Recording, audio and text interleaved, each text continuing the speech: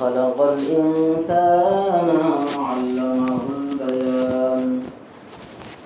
الصلاة والسلام على سيدنا محمد الذي جعلنا من عبادة الأوثان إلى عبادة الرحمن. أما بعد فأعوذ بالله من الشيطان الرجيم.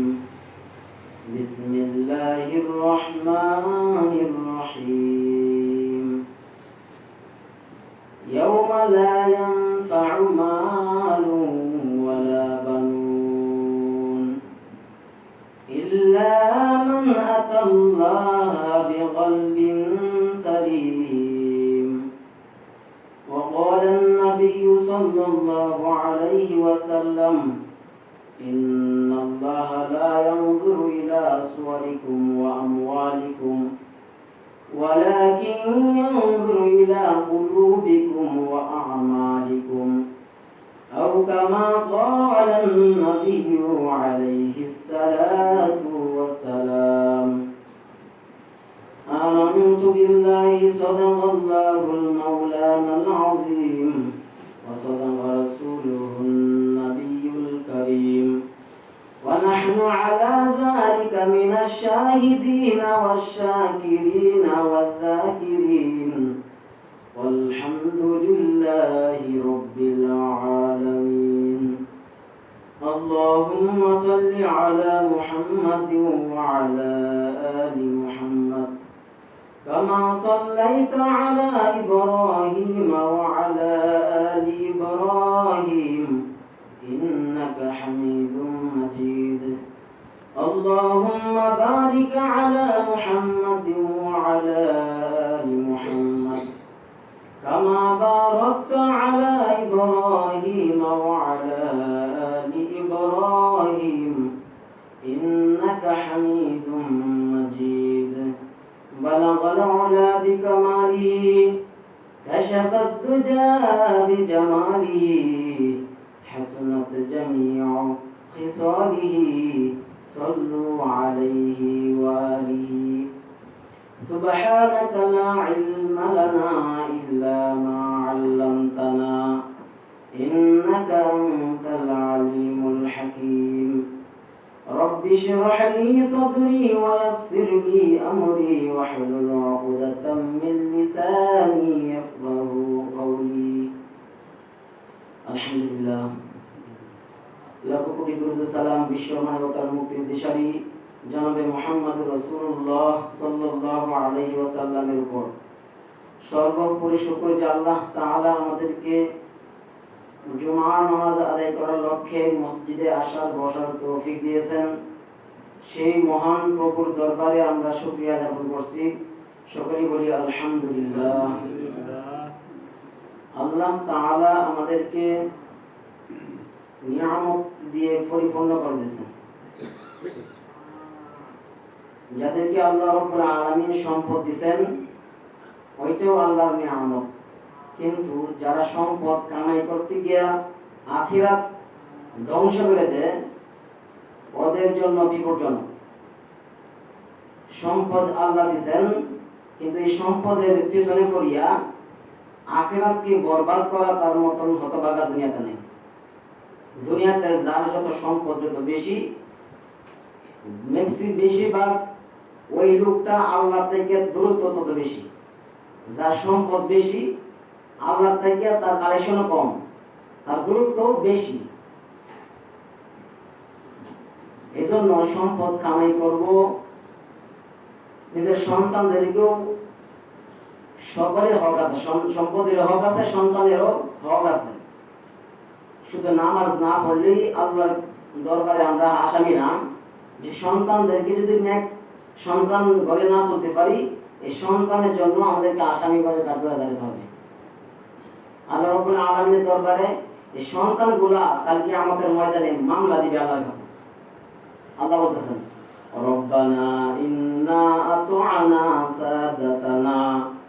সাদাতানা ওয়া কুবরানা ফাআদাল্লুনা সাবিলা। কালকে আমাদের ময়দানে এই সন্তানগুলো আল্লাহর কাছে বলবে, আল্লাহ আমরা বেনামাজি হই নাই, আমাদেরকে আমাদের মা বাবা বেনামাজি বানাইছে, আমরা সঠিক পথের দিশা পাই নাই, আমাদেরকে তোমার পথে পরিচালনা করে নাই। দুনিয়ার জমিনে যদি আমরা কাজ কর্ম না করতাম, যদি কামাই রুজি না করতাম, এই জন্য আমাদের বাবা আমাদেরকে শাসন করত, কিন্তু তোমার হুকুম মানি নাই, একদিনের জন্য আমাদেরকে শাসন করে নাই। এজন্য আজকে তোমার কাছে আমাদের মামলা, আমাদের মা বাবাকে জাহান্নামে না দেওয়া পর্যন্ত আমরা যাব না। কালকে আমাদের ময়দানে এই সন্তানগুলা জাহান্নামের কারণ হইবে। আমি যে আয়াত পড়ছি, আল্লাহ রাব্বুল আলামিন বলেন, ইয়াউমা লা ইয়ানফা'ু মালুন ওয়ালা বানুন। দুনিয়ার জমিনে যার অর্থ সম্পদ বেশি, তার যদি 10টা মামলাও হয়, টাকার জোরে সে মামলা থেকে খালাস হয়ে যায়। যার সন্তান বেশি, যার 10টা সন্তান আছে, সে যদি একজনের সাথে কথা বলে, তার একটু দাপট বেশি থাকে যে আমি 10টা সন্তানের বাবা। আল্লাহ রাব্বুল আলামিন বলেন, ইয়াউমা লা ইয়ানফা'ু মালুন ওয়ালা বানুন। কাল কিয়ামতের ময়দানে ধন সম্পদ এবং সন্তান সন্ততি কাল কিয়ামতের ময়দানে কোনো কাজে আসবে না, ইল্লা মান আতাল্লাহা বিকলবিন সালিম।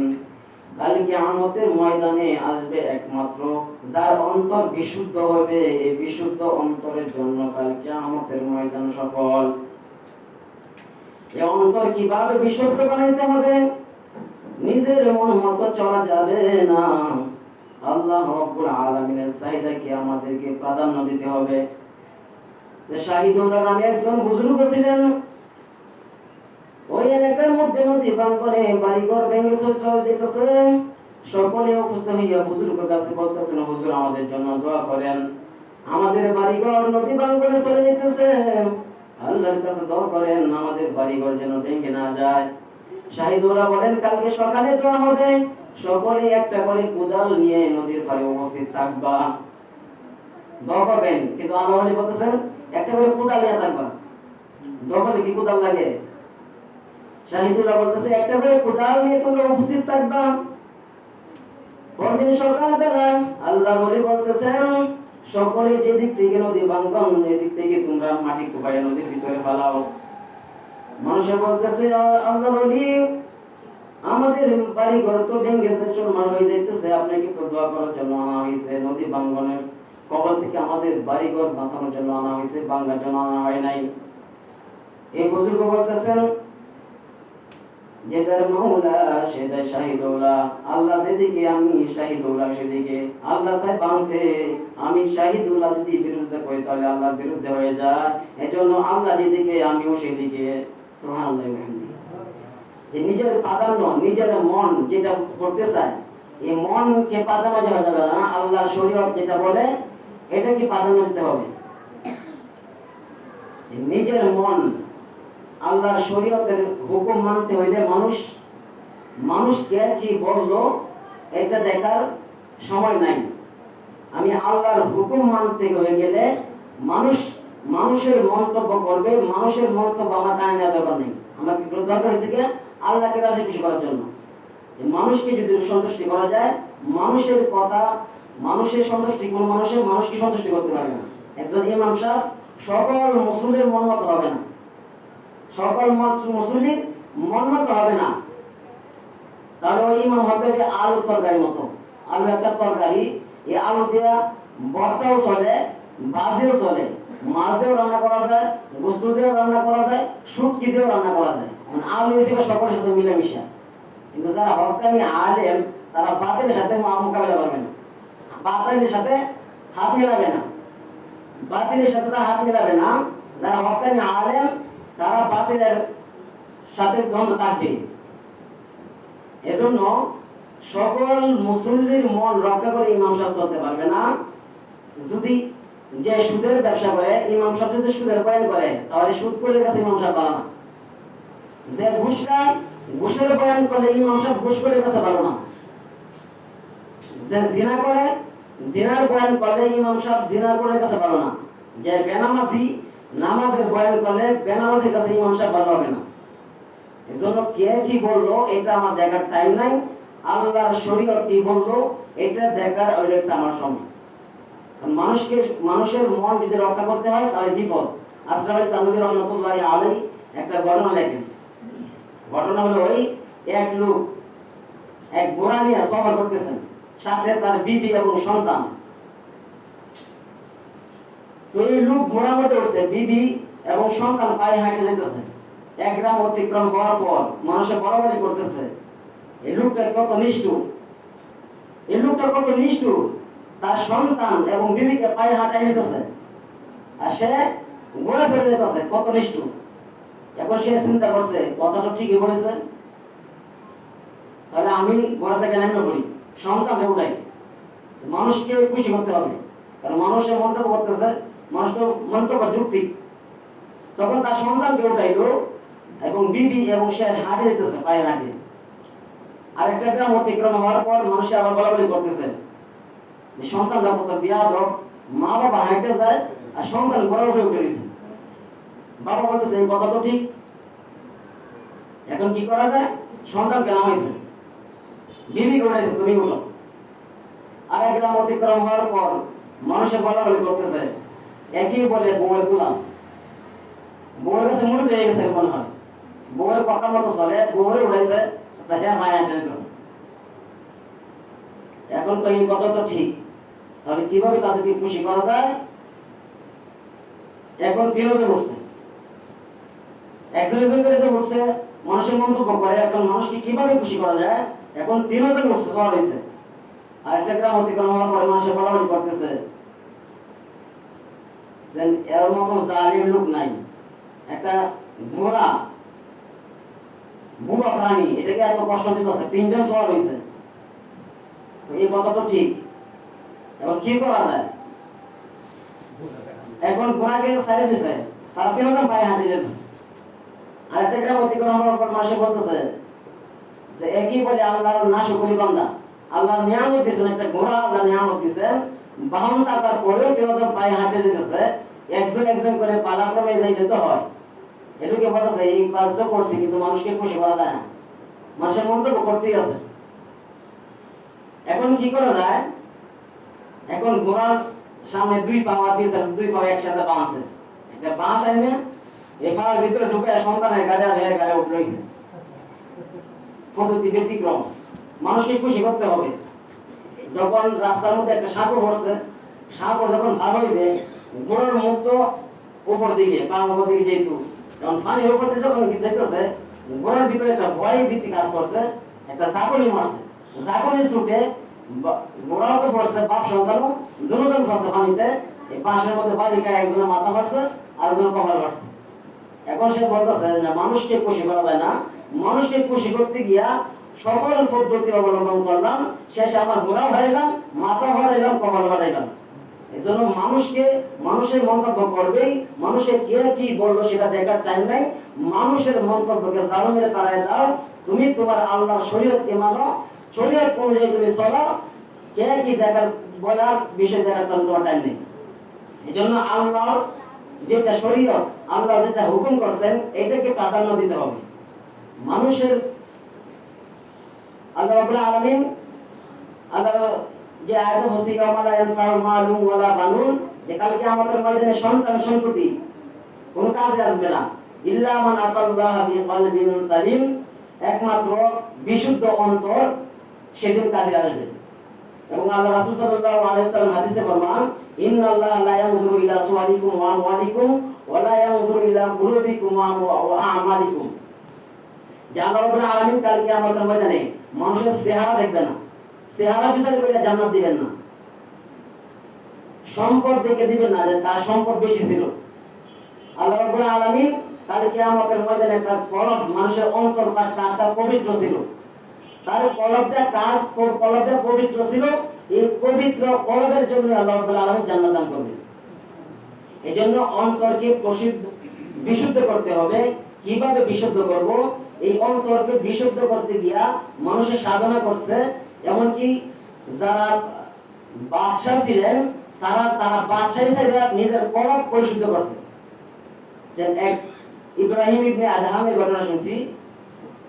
ইব্রাহিম ইবনে আদহাম রহমতুল্লাহি আলাইহি, উনি তার সে যত রাজা, তার কোনো কিছুর অভাব নাই, কিন্তু তার মনের মধ্যে একটা অস্বস্তিকর কাজ করতেছে, কি যেন একটা নাই। কি নাই? আমার মনের মধ্যে শান্তি পাইতেছে না, কি যেন আমার একটা নাই। সবকিছু আছে, তার মধ্যে আমার কি যেন একটা নাই। সেই ভাবন তো অন্তর নিয়ে সে রাত্রিবেলা শুয়ে আছেন। এমনি শুনে ছাদের উপরে একজন মানুষ যদি লাঠি দিয়ে হাঁটে, টক টক শব্দ হয়।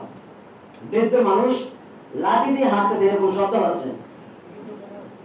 ইব্রাহিম ইবনে আদম বলতেছেন, এত প্রহরী, এত পাহারাদার থাকা সত্ত্বেও এই আমার ছাদের উপরে কিভাবে লোক আসলো? সে বলতেছে, এখানে কে? ধমকেশ্বর বলতেছে, ছাদের উপরে কে? অদৃশ্য থেকে আওয়াজ আসতেছে, চিল্লায়েন না, আমি বড় বিপদগ্রস্ত মানুষ। কি তোমার বিপদ? আমি হারানো জিনিস তালাশ করতেছি। কি তোমার হারাইছে? আমার একটা গোড়া হারানো গেছে।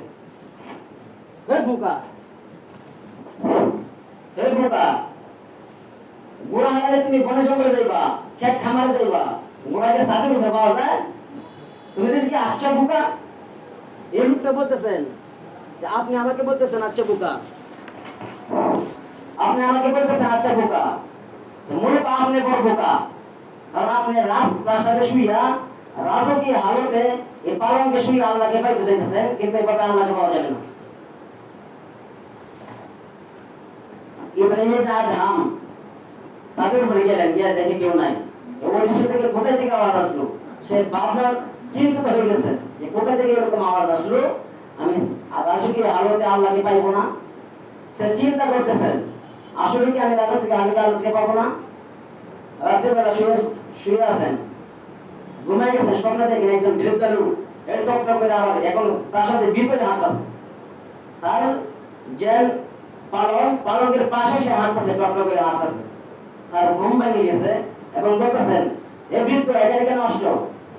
বলতেছে, আমি মুসাফির খানা থাকতে পাইছি। এটা তো মুসাফির খানা না, তুমি বাজারে মুসাফির খানা, এটা একটা রাজপ্রাসাদ। বলতেছে, এটা মুসাফির খানাই, এটা আমি প্রমাণ করবো। কিভাবে প্রমাণ করবা এটা মুসাফির খানা? এখানে এখন রাজত্ব করে কে?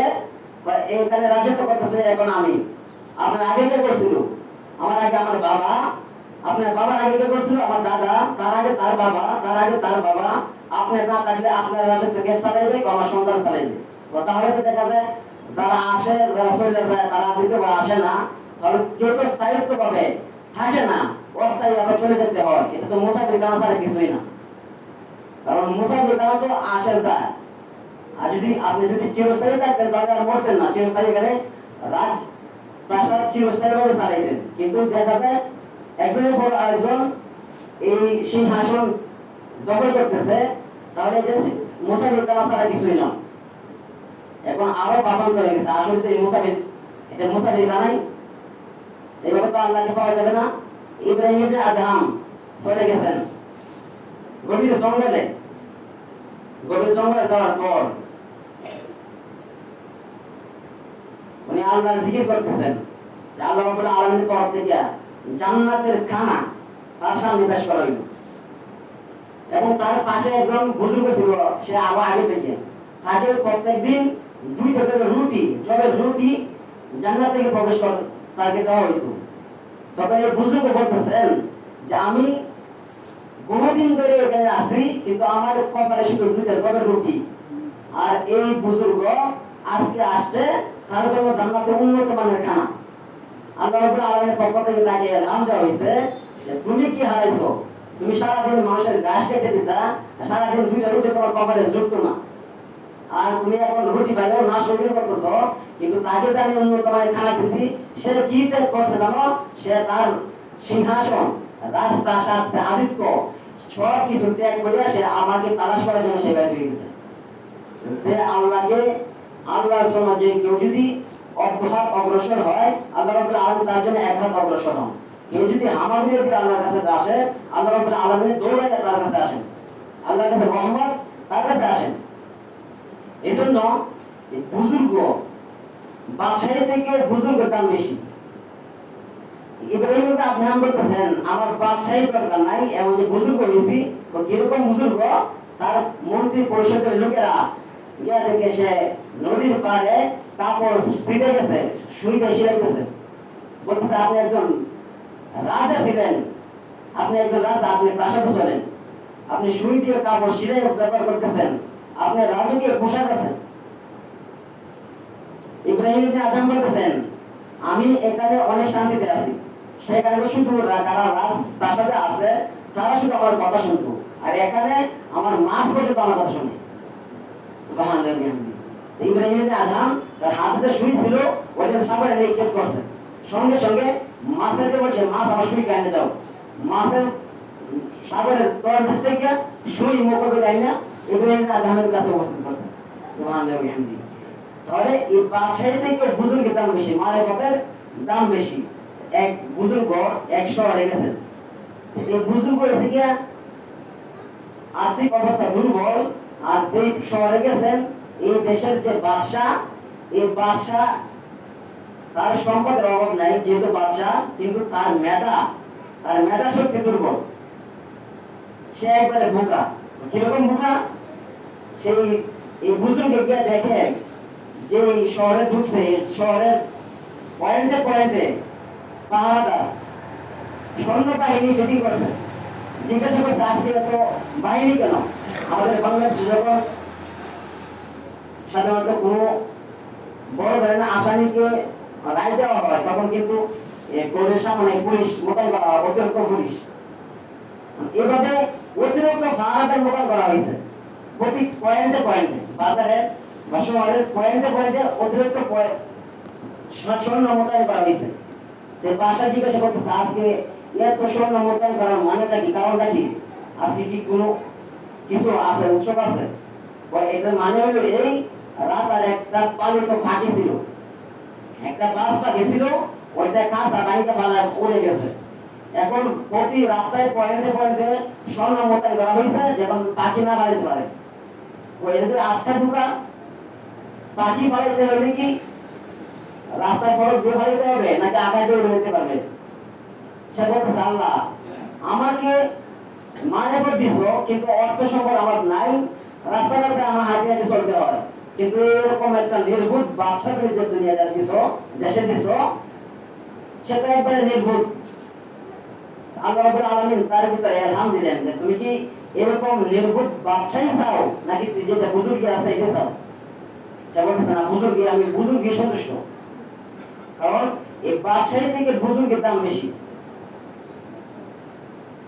যে আল্লাহ রাব্বুল আলামিন এই বাদশাহী থেকে বুজুর্গের দাম বেশি। যারা বাদশাহ, যারা আল্লাহ ওয়ালা, তারা আল্লাহকে কখনো ভুলে নাই।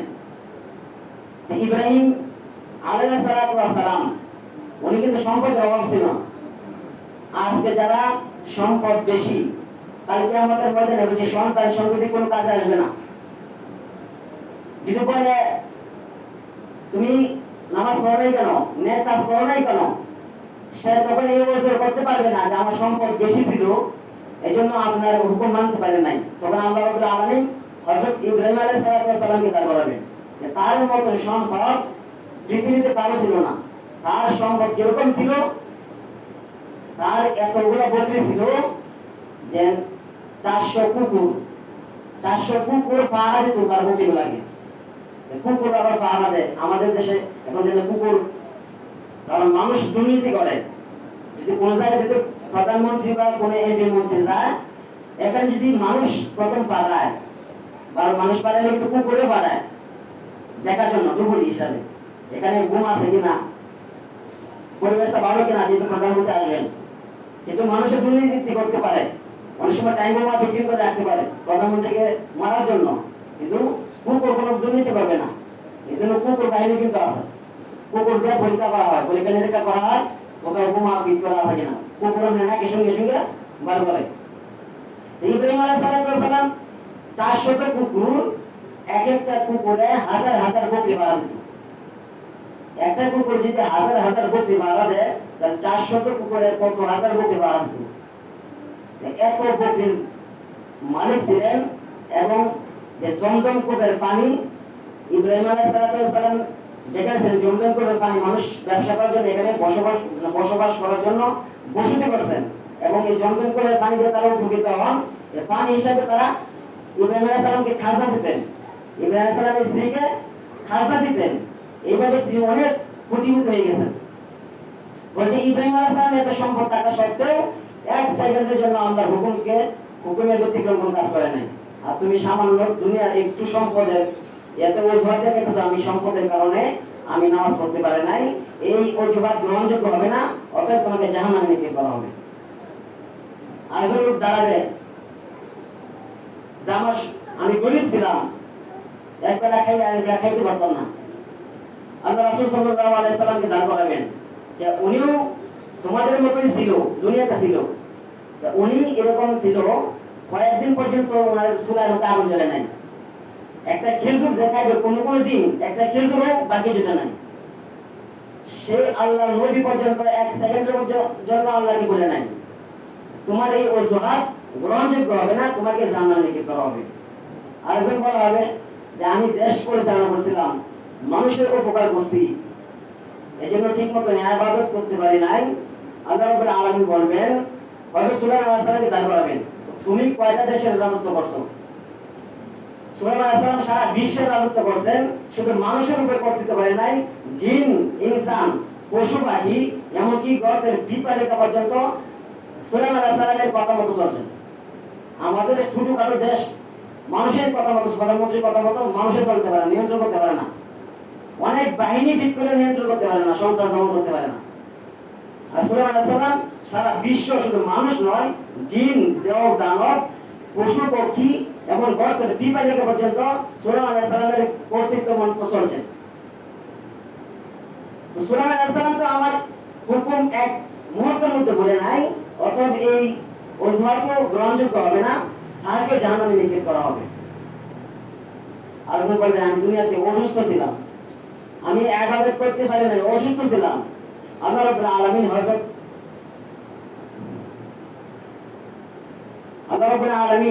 আইয়ুব আলাইহিস সালামকে দাঁড় করাবেন যে উনি 1018 বছর, মানুষ এতদিন ঘরে পড়ে যায় না, 2-3 বছর পরে আবার মারা যায়, কিন্তু 18 বছর উনি এরকম অবস্থা ছিল যে সারা শরীরে পোকা ধরছে।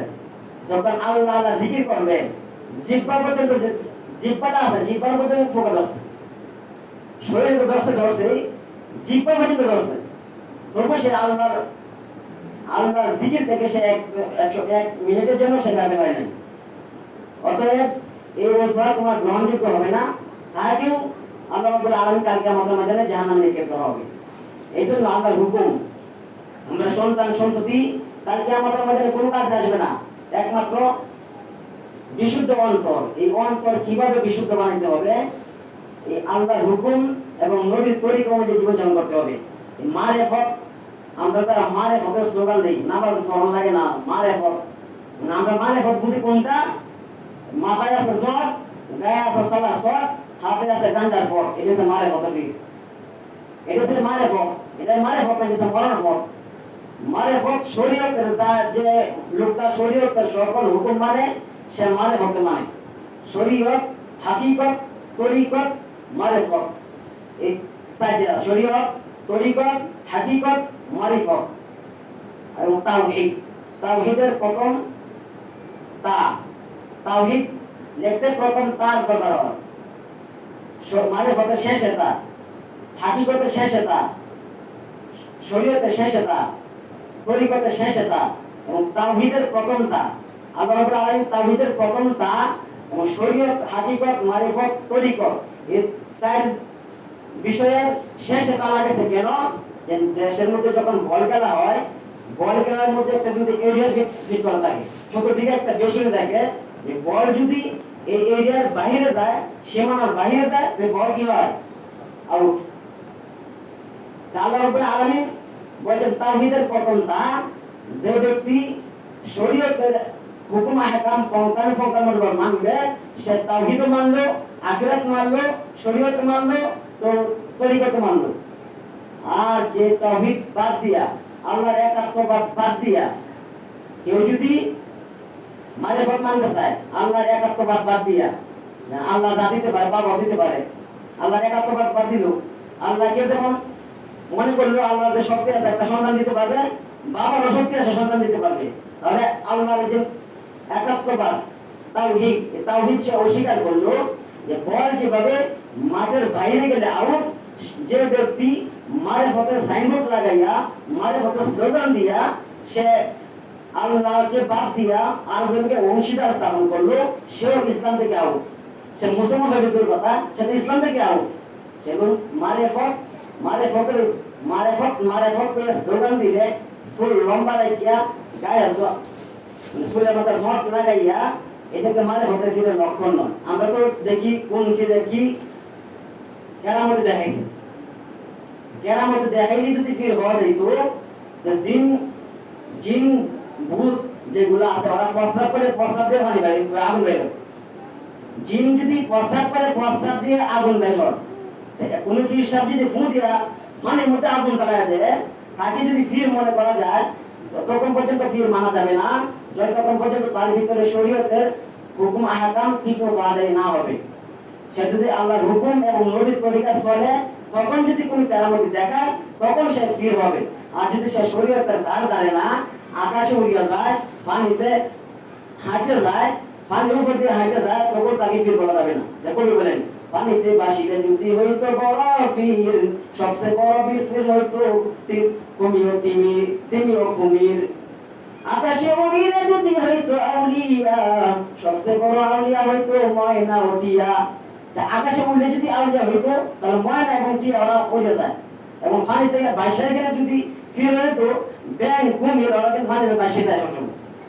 তাহলে ওরা ফির হয়ে যেত গা, যে ফির মারা এগুলা দেখে ফিরের লক্ষণ নয়। একজন আল্লাহ ওলির কাছে এক 10.5 বছর যাবত খাদেন, সঙ্গে সঙ্গে 10 বছর যাবত সে বলতেছেন, আপনার কাছে আমি 10 বছর যাবত আছি, আপনার ভিতর তো কোনো কেরামতি দেখলাম না। তুমি বলো আমার কাছে আসো 10 বছর, কখনো কি তুমি ফরজের কোনো খেলাফ কোনো কাজ দেখছো? না। আমার ফরজ করা বলতে দেখছো? না। সুন্নাত? না। নফল? না। মুস্তাহাব? না।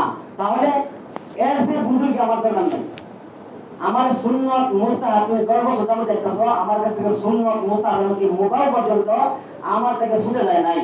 অতএব আমার কেরামতি দেখানি দরকার নাই, এটা আমার বড় কেরামতি, আমার কাছ থেকে এগুলো ছুটে নাই। এজন্য একজন কেরামতি দেখাইলেই একই ফির বানানো যাবে না। কেরামতি দেখাইলে ফির হয়ে যেত, তাহলে মাকড়সা যখন জাল বুনে, মাকড় যখন হাতে পিছন দিয়ে সুতা বের হয়, এটা একটা জালে পরিণত হয়, হাতে আর জাল হয়। জাল কেন বানায়? এই মশা মাছি করবে, সে ধরে ধরে খাবে। ফির সাহেব যাকে আমরা ফির মনে করি, বড় হকানি ফির, শরীয়তের কোন দাঁড় দাঁড়ে না, তাকে সেই পায়খানা বলে একটা জাল বানাইয়া একটা মাছ মারে দেখাই পারবো। তাহলে ফির হইলে তো মাকড়সার কাছে মনে দেওয়া দরকার, কারণ মাকড়সার কেরামতের দিক থেকে ফার্স্ট পায়খানা করে, পায়খানা অটোমেটিক একটা জালে করে নিতে হয় এবং সে এইটা দিয়ে তার খাদ্য আহরণ করে। ফির সাহেব তো দেওয়া মরিতে দিকে হাত পাতে দেয়, কোন সঙ্গীত মরিতে আবার অনুষ্ঠানের মধ্যে মুরগি এবং গরু নিয়ে আইব। যে কথা বলে অনুষ্ঠানের পর থেকে আমল করার তৌফিক দান করুন, আমিন। ওয়া আখিরু দাওয়ানা আলহামদুলিল্লাহি রাব্বিল আলামিন। যারা সুন্নাত মেনে চলুন।